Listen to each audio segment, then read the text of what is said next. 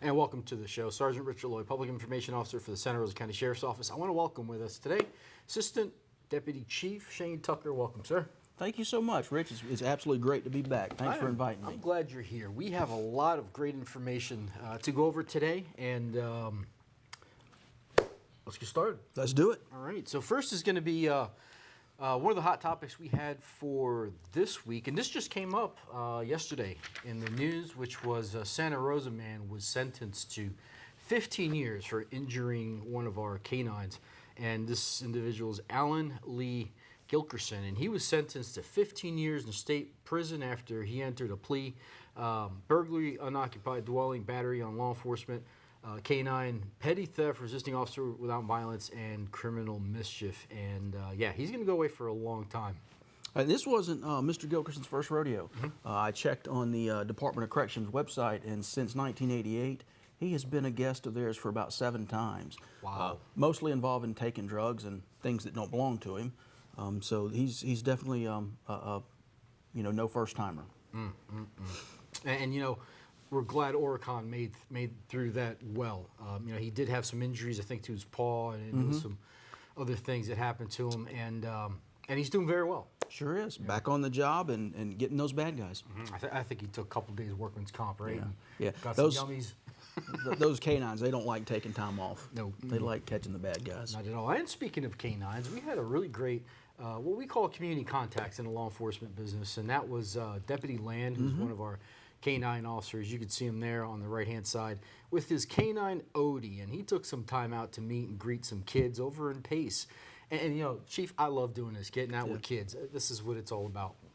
It absolutely, and our canine folks, they when people think of our canine officers and their handlers, they think of you know a fur rocket that just chases down bad guys.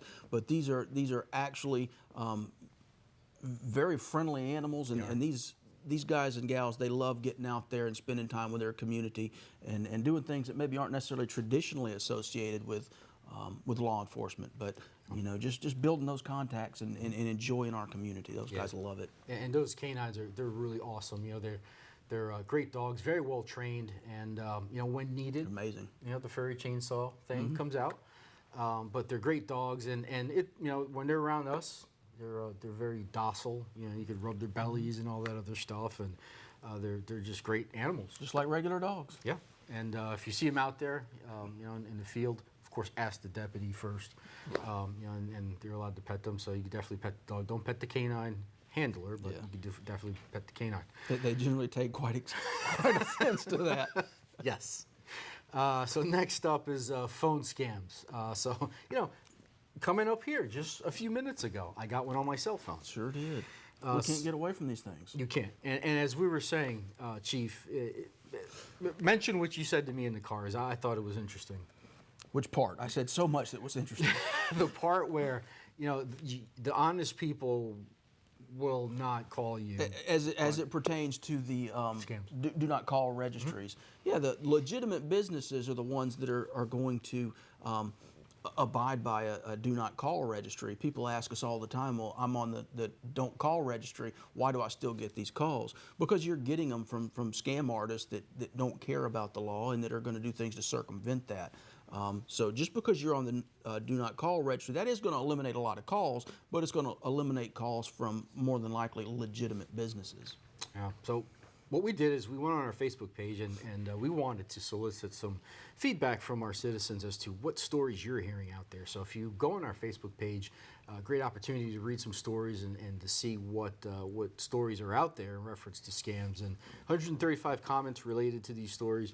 Lots of different types of cases, and there's also a couple of recent ones that we had just found out. I got a call from one of our commissioners. There was one involving a Gulf Power scam that if you don't go out and pay your bill immediately, they're going to come shut your power off. Heard that one before. Or the other one involving solar power.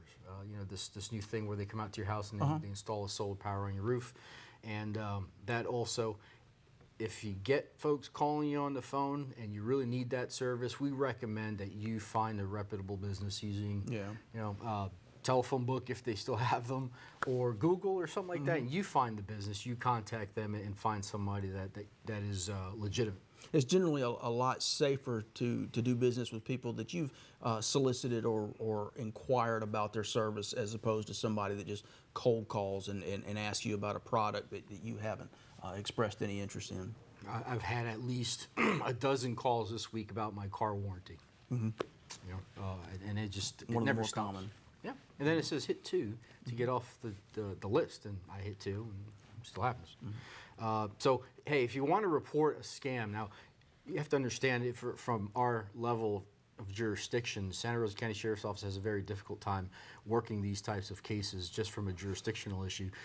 But we have the Federal Trade Commission that does work these cases, and as you can see here, to report scams, go online to ftc.gov, and what we wanted to show you here, as you're seeing on the screen, is when you click on there, right there on the bottom where the arrow is, there's robocalls, unwanted telemarketing, text, and spam, and on the right there you can see all the different types of calls that you could report, and you know, anything involving imposters, mobile devices, telephone, internet services, education, jobs, money making, credit, and debit.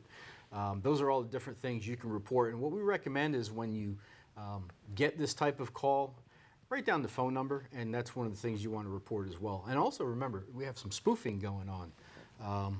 Chief, what is spoofing? Spoofing is when your caller ID shows a number that's not actually the number that's calling, and it allows the bad actor to present that any number that he or she wishes is the one that shows up on your caller ID. For instance, with some of the scams involving the sheriff's office, our complainants have reported that their caller ID showed that the number was actually the sheriff's office, even though that in fact wasn't the number the call originated from. Absolutely. Let's do this before we go to commercial. I want to mention the deputy of the quarters that were nominated and selected. I want to congratulate School Resource Officer Deputy Sevilla from Woodlawn Beach Middle School. Great job to him. In J, Deputy Way. Up in Pace, we had Deputy Stevens. In Milton, Deputy Reeves. And Navarre, we had Deputy Lynn. Want to congratulate them. Job well done. Fantastic work. I'm so proud of those guys and girls. What I think makes Santa Rosa the best agency in the Panhandle of Florida is the people that we have working for us, and these are just a couple examples of those people. Absolutely, and also a promotion of Deputy Davis Goodwin to Sergeant. Definitely want to congratulate him. He's been around for a long time. He has. I expect big things out of Davis. I think he's going to do a fantastic job as a supervisor. Absolutely. So congratulations, best wishes in your new position. And Chief, let's go to a quick commercial. We got a ton of information, and we'll be right back. Sounds good. Have you ever laid in bed and wonder what your future is going to be like? I do, and I often wonder what it's like to be a deputy. How would I look in a uniform? What's on that belt? What's the car look like inside? Who would I work with? What's it like to help others in need? What's it like to fight crime? One day, I'm gonna know. It's a dream come true to become a deputy for Santa Rosa County. It was one of my goals I had in life, try and become a deputy before age 30, and I did it. I always wanted a brother. Now I have a ton of brothers. You know, we're always having each other's backs. And that's that kind of close-knit family that you just can't get in any other kind of job. I'm patrolling paradise. I work where people come to vacation, and that's amazing. And welcome back. This is one of our favorite part of the shows. We're going to welcome one of our guests. This is Rebecca Phipps with the Santa Rosa County Crime Stoppers program. And you know, Crime Stoppers is a huge part of the Santa Rosa Sheriff's Office, and as an organization, they do great work for us. Chief, after you. You know, as an investigator, I spent several years of my career in investigations, and I personally had an opportunity to see exactly how beneficial Crime Stoppers is. But Rebecca, it's great to have you. Can you just kind of let the folks know what Crime Stoppers is and how it works? Absolutely. Thank you so much for having me here today. I'm very excited. So Crime Stoppers works by allowing the public to get valuable information to law enforcement that they would otherwise be reluctant to give. Specifically with our program, we do represent 8 agencies. So mainly we work with the Sheriff's Office. They typically have jurisdiction over the wider areas. We also work with Milton PD, Gulf Breeze Police Department, The Navy, Whiting Field, we do help out with them. Florida Highway Patrol, we help them a lot also. We also work with Pensacola State College, the National Park Service, and the Fish and Wildlife Commission. Okay, great. What kind of information is Crime Stoppers looking to collect from callers? Sure. So anything that you think would be valuable to law enforcement, I will tell you that no information is too insignificant for us. We do share everything with law enforcement, and they do oftentimes find the smallest details the most valuable. Okay, and how do you connect a tipster to a specific tip if you don't know who they are? You know, that one of the big draws is they can be anonymous. How do you make that happen? Right, so we want to make sure that you stay anonymous. So when you do submit information, which we have multiple ways of submitting, you do want to keep your tip ID and your password. That is what allows you to get into your tip, and if we have any additional information that law enforcement wants us to ask, we can dialogue with you back and forth and get that information to them in real time. Okay, so you have the ability to actually communicate with folks that are giving tips. Okay. We do, and we can do all of that without knowing who you are, where you are. We don't get any of your information. And if somebody has a tip that they want to get, how do they get that information to you? How do they contact Crime Stoppers? Sure. So we actually have 3 ways that you can use to contact Crime Stoppers. Some people prefer to call us. We do have a call center that answers 24/7 through the holidays, any type of weather, it doesn't matter. You can also visit us online at srccs.com. And we also have a P3 Tips mobile app. It's right there on the screen. You got 437-STOP. Is our phone number, and that's good information to write down. Yes, absolutely. And you can find us online as well, and when you visit our website, we will have all of that information available for you. We also have links available where you can download the app, both in the Apple Store and on Google Play. Now, is there any kind of information that you don't want people to transmit to Crime Stoppers? Absolutely. I'm very glad you asked that. Sometimes we do have people that submit their name, or they inadvertently give us information such as my neighbor to the left or my sister. We don't want that information because it can ultimately come back to you. So any identifying information we would want you to leave out. So let me ask, Chief, if you don't mind. So the goal here is to provide that anonymity to everybody. So absolutely, you really don't want people to identify who they are, and to be careful. It really is the message you're trying to get across? Absolutely. So we do ask that you stay anonymous, and even if you don't provide any identifying information in the tip, we ask that you not share any kind of tip information with law enforcement that may show up to the area. Our whole goal is that you stay anonymous, and you must also stay anonymous to be eligible for a reward. Good point. Good point. And speaking of those rewards, Rebecca, how is that paid out? How do you get the reward to somebody if you don't know who they are? Sure. So that is one of the most exciting parts of our program that people often look forward to the most. So in order to be eligible for reward, you must stay anonymous. We want to keep hounding that fact. So once law enforcement has notified us that your tip did lead to the suspect's arrest, or they were able to identify somebody off of your tip, law enforcement gives us the documentation that we need to provide to the Attorney General's office so that you are eligible for a tip. For a reward.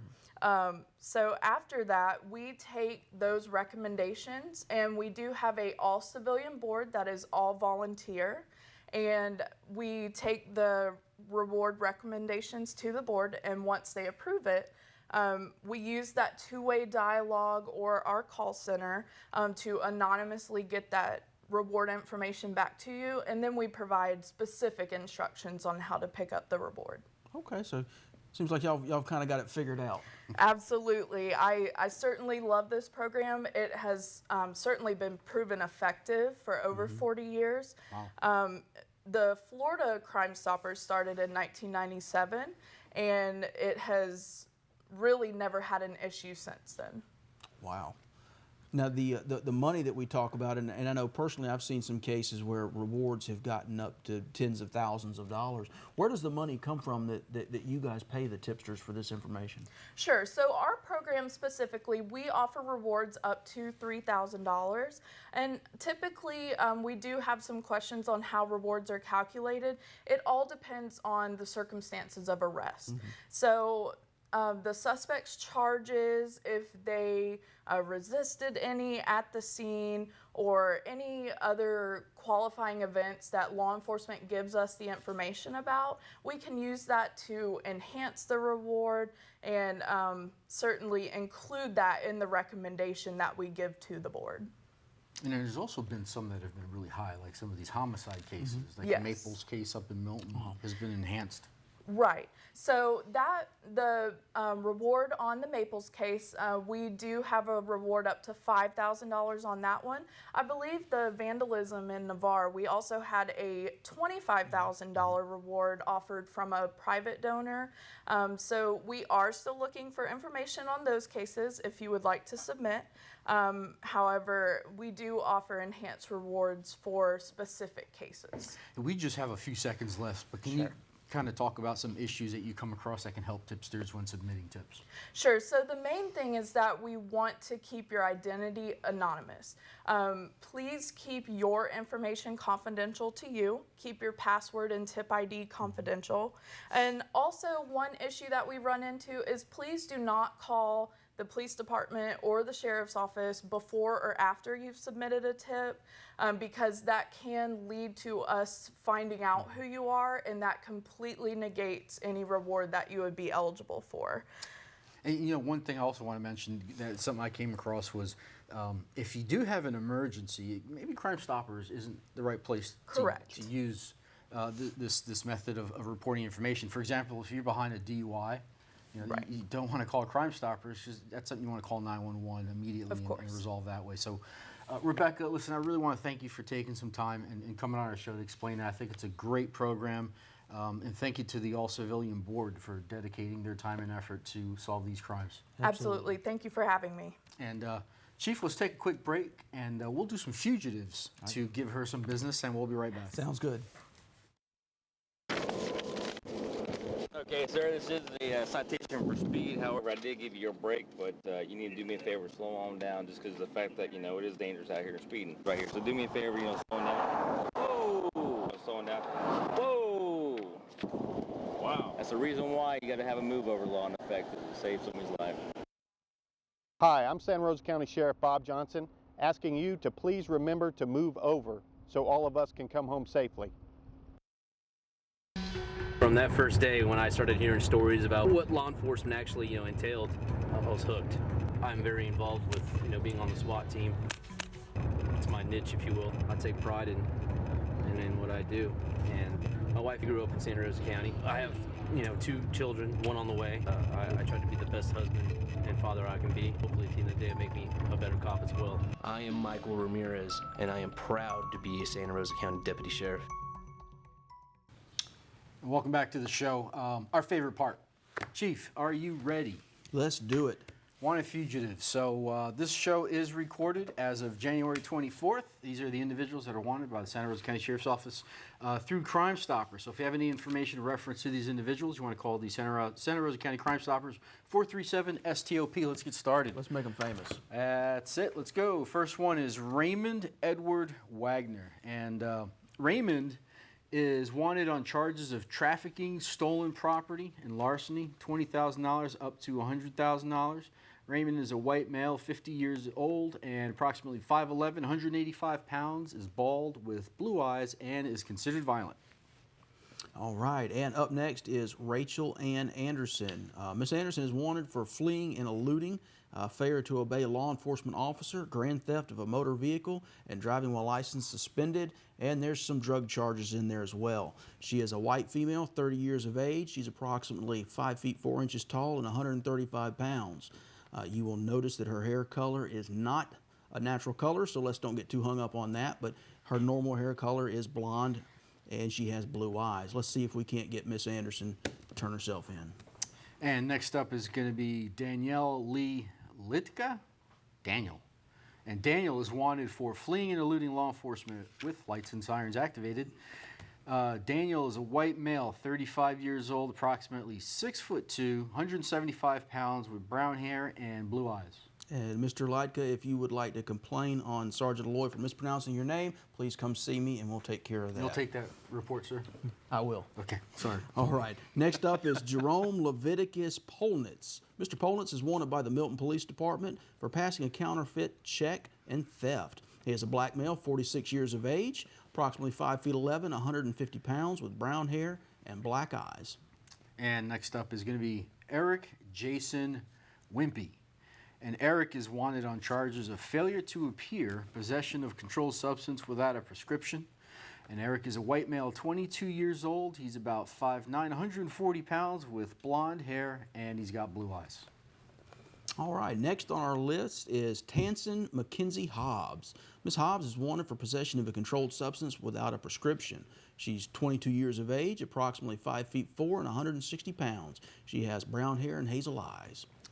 Next up, David Wayne Meeks Jr. And David is wanted by the Milton Police Department on charges of fraud, utter false instrument. David is a white male, 38 years old. He is 6'3", 170 pounds, with brown hair and brown eyes. Moving along, next is Robert Henry Baggett. Mr. Baggett's wanted for felony battery and affray. Looks like Shouldn't be too hard to spot. He might have got the worst end of that. He's a white male, 38 years of age. He's 5 foot 8 inches tall, 240 pounds, brown hair, brown eyes, and he is known to be violent. Okay. Next up is Seeger True Ellis. And Seeger is wanted on child abuse, cruelty towards children. And Seeger is a white male, 24 years old, about 5'8", 180 pounds, with brown hair and hazel eyes. Let's find this guy. Child abuse, cruelty towards children. And bringing it on home, last but not least, Jason Ray Winiger is wanted for grand theft of a motor vehicle. He's a 47-year-old white male. He's about 6 feet 2 inches tall, 185 pounds, brown hair and blue eyes. Let's get him off the street. And if anybody has any information in reference to these individuals, remember the show is pre-recorded, so they may have already been caught or turned themselves in. And we have a great turnaround on these. Generally, within just a couple of days or a week, they either turn themselves in from the show or we catch them from tips from you guys and girls. So 437-STOP, you can get up to a $3,000 reward. Chief, what would you do with $3,000 right now, cash? Well, don't tell my wife, but I'd probably buy a new bass guitar. There you go. There you go. I got a jam one day. I got a new We drum need to. set. That would be fun. Can I bring it to the office? Absolutely. Your office. Okay. It won't fit in my office. It's small. All right. So we got other things to talk about. We got some really cool things. We have, we have a thing called Nextdoor app, which is really exciting. This is a neighborhood watch application, and we have over 28,000 citizens that are online. And what's exciting about this application, if you haven't already heard or joined it, is it kind of does its own thing. It figures out your neighborhood, and it connects you with people in your neighborhood. So you could have a virtual online neighborhood watch program, and 28,000 people are already on there.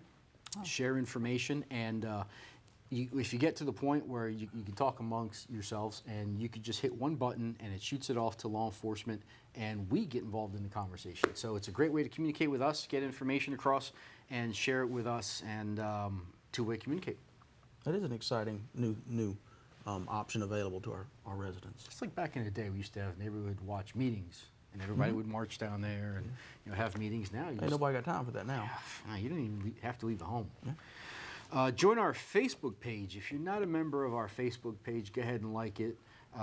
We update that regularly, almost every day. We put out some great information, updated, new, fresh, exciting stuff, and it's just good to have because you get alerts, you get all kinds of information.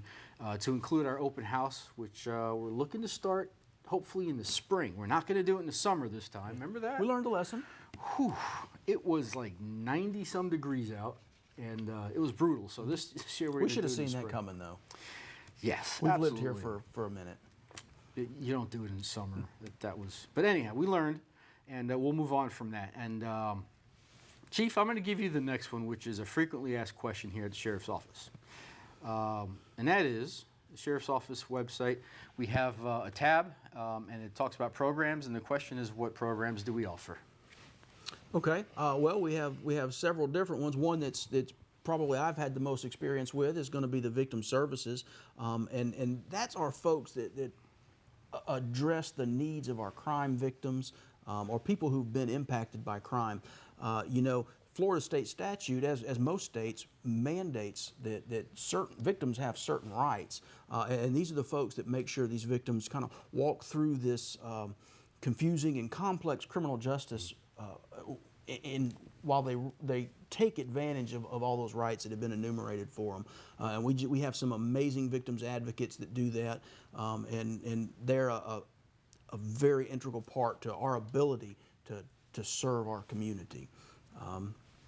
And they are amazing at what they do. Oh, without a doubt. And very personable, just some awesome, awesome people.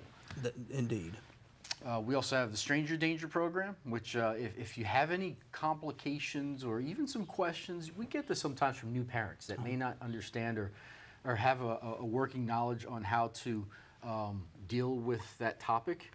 That tab there will tell you how to gauge that conversation or start it. We also have the Ride Along program, which is great for entry level if you want to get into the law enforcement program. Give you a front row seat to what's going on. That's right. And those are all the different things. And one thing I also want to mention, Chief, before we end the show here is Super Bowl Sunday is coming up. We want to make sure you understand that we will be out there enforcing DUIs. Indeed. So this is your warning, and we're going to have enhanced warnings, enhanced enforcement out there, which is great. Zero tolerance for DUI. Chief, thank you for coming, sir. Appreciate it. Absolute pleasure. Thank you. Thanks for joining us on the show. We'll see you on our next one.